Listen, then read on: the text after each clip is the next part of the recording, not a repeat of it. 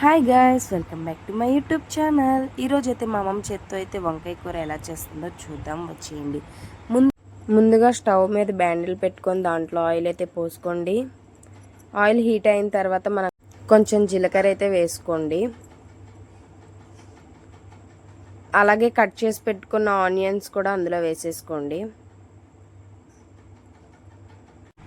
తర్వాత వాటిని అలా కలుపుకుంటూ ఉండాలి. దానిలో 1 టీ స్పూన్ పసుపు అయితే యాడ్ చేసుకోవాలి.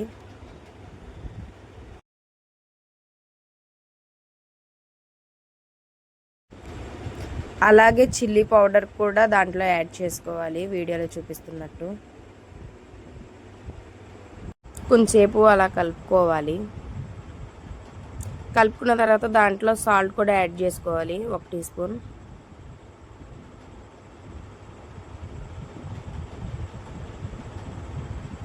యాడ్ చేసిన తర్వాత అలా మిక్స్ చేస్తూ ఉండండి ఒక 2 మినిట్స్ అలాగా.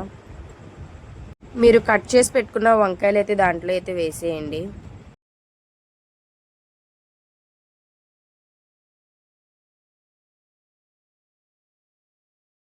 వంకాయలు మొత్తం దాంట్లో వేసిన తర్వాత ఒక టమాటా అయితే తీసుకొని కట్ చేసి దాంట్లో అయితే వేసుకోవాలి.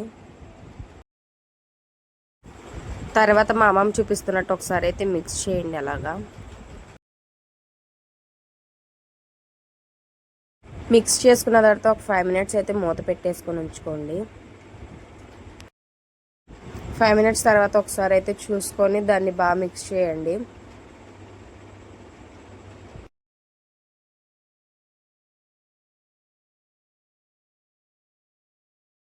మిక్స్ చేసిన తర్వాత దాంట్లో కొంచెం వాటర్ అయితే పోసుకోండి, వీడియోలో చూపించినట్టు.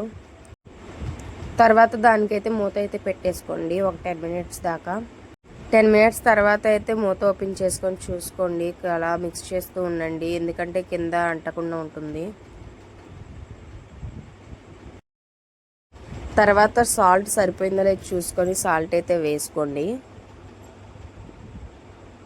2 మినిట్స్ అయితే మూత పెట్టుకొని గ్యాస్ అయితే ఆఫ్ చేసేయండి. ఇంకంతే, టేస్టీ వంకాయ కర్రీ అయితే రెడీ అయిపోయింది. ఈ వీడియో కానీ మీకు నచ్చినట్టయితే లైక్ చేయండి, షేర్ చేయండి, సబ్స్క్రైబ్ మాత్రం మర్చిపోకండి. Bye guys.